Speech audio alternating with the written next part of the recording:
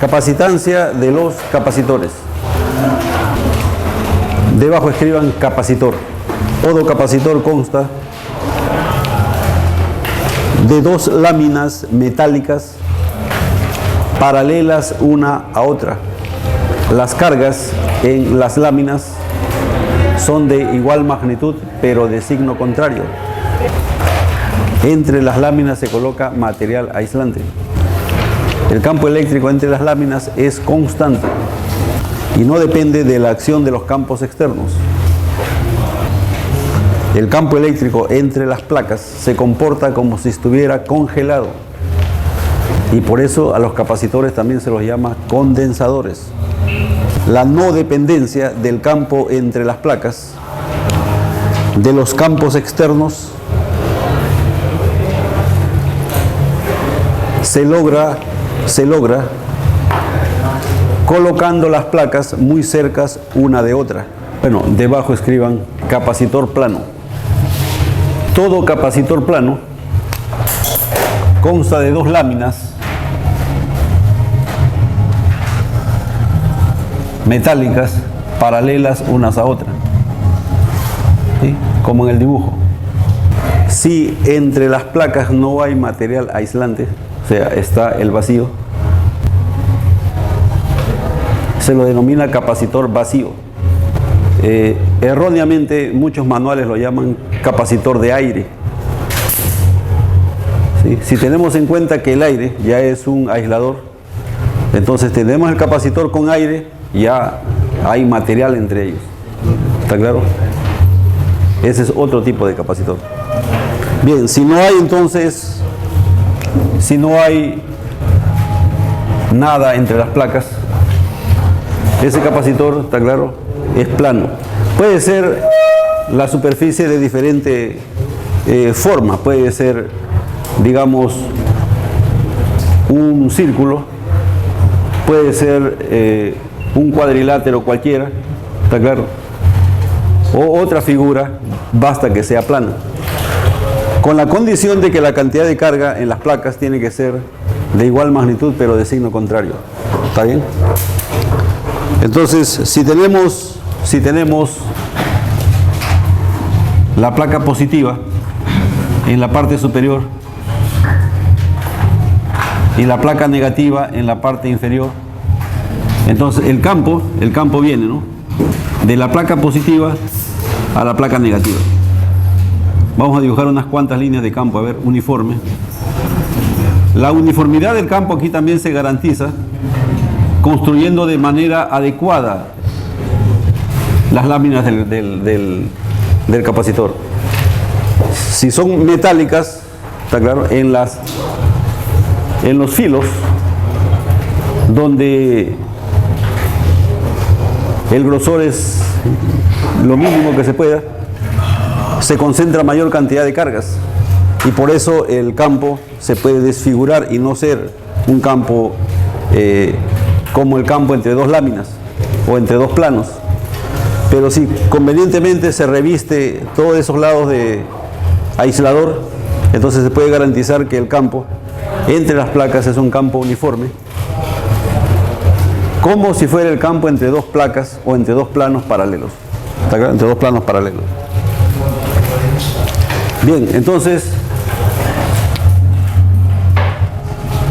vamos a llamar a la superficie S de las placas, a la distancia que separa una placa de la otra, vamos a llamarlo L. Repito, no hay el campo, como está en el vacío, vamos a llamarlo E sub 0. ¿Está bien? El campo E sub 0.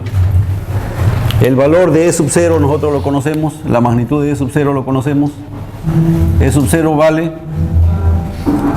sigma entre épsilon sub 0. Eso es E sub 0, ¿sabes? Donde sigma es la densidad superficial en la carga positiva. Bien, entonces se denomina capacitancia del capacitor plano. Sí, se denomina capacitancia del capacitor plano a la cantidad de carga que hay en su placa positiva ¿sí? La cantidad de carga que hay en su placa positiva dividido entre la diferencia de potenciales entre las placas, o también lo llama tensión o caída de tensión entre las placas. ¿Está bien? En este caso U, la tensión o caída de tensión entre las placas no es más que la diferencia de potenciales entre la placa positiva y la placa negativa. ¿Está bien o no? Pero esa diferencia de potenciales entre las placas de dos planos, nosotros ya lo hemos calculado. ¿Sí? En el vacío, ¿cuánto es eso? Lo tienen en sus manuales. Sigma por X debe ser. Pero aquí la distancia entre los planos no es X, es L. Será sigma por L dividido entre epsilon sub 0. La diferencia de potenciales entre dos planos paralelos. Aquí tenemos los planos.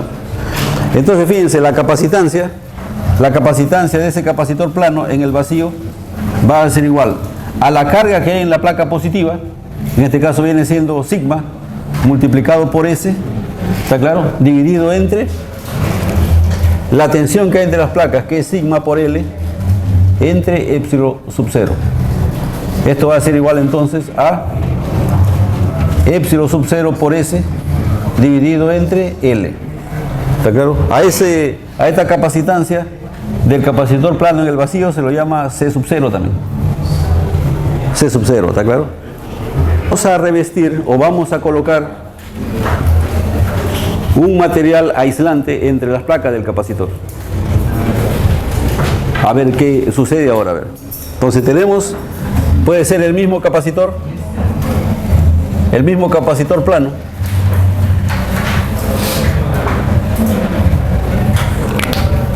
pero ahora ya entre sus placas tenemos un material aislante de permitividad epsilon. ¿Está bien? Tenemos la placa positiva otra vez arriba y la placa negativa de esta forma. La diferencia de potenciales aquí, o la distancia, disculpen, entre las placas es L, la superficie S. Entonces, por definición otra vez, la capacitancia de ese capacitor va a ser igual a la carga que hay en la placa positiva, que será sigma multiplicado por S, suponiendo, jóvenes, que en ambos capacitores hay la misma cantidad de carga. ¿Está claro? Sigma por S dividido entre la tensión o la diferencia de potenciales que hay entre las placas. ¿Está claro? Esa diferencia de potenciales, ahora fíjense, ¿cuánto sería? Sería sigma por L entre epsilon. ¿Está claro? Sigma por L entre epsilon. Entonces, sigma con sigma se elimina y la capacitancia del capacitor plano va a ser igual a la permitividad dieléctrica del aislador que hay entre las placas multiplicado por la superficie del aislador entre, ¿está claro?, la distancia que hay entre ellos. Entonces fíjense por favor como en el capacitor vacío y en el capacitor con aislante, ¿de qué depende esa capacitancia? Fíjense, depende de la permitividad del aislador que hay entre las placas. A mayor permitividad, mayor capacitancia tiene el capacitor. A mayor superficie, obvio que tiene mayor capacitancia. ¿Está claro o no? Ahora aparece, fíjense, esta relación inversamente proporcional a la distancia. Quiere decir que cuanto más cerca estén las placas de los capacitores uno de otro, mayor capacitancia va a tener. ¿Está claro o no? Parte, ¿sí entienden o no? Esta parte aquí se refleja la naturaleza eléctrica, ¿está claro?, de interacción entre cargas de diferentes signos en el valor de la capacitancia. Es obvio que cuando más cerca estén las placas, con mayor intensidad se van a atraer una de otra. Por lo tanto, el capacitor va a tener mayor oportunidad de almacenar más cargas.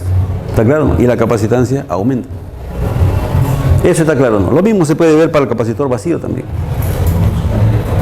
Fíjense, si tomamos el cociente ahora, de C entre C sub 0, esto va a ser igual, ¿no? C tendríamos epsilon por S entre L dividido entre epsilon sub 0 por S entre L. ¿Está bien? Entonces S entre L se simplifica, S entre L se simplifica, y esto va a ser igual a epsilon entre epsilon sub 0. Pero epsilon es epsilon sub 0 multiplicado por K entre epsilon sub 0. Entonces epsilon sub 0 se simplifica. ¿Y qué encontramos entonces? A ver aquí. Encontramos que C sub 0, está claro, va a ser igual a C dividido entre K. Joven, esta relación, sí, mucho lo emplean diferentes autores para empezar recién el estudio de los aisladores. Con ese método ellos obvian el concepto que nosotros hemos introducido de vector de polarización. ¿Sí? En este caso ven que esa deducción sale como un caso particular de magnitudes ya definidas con nosotros por otros métodos, ¿está claro? Para los capacitores también.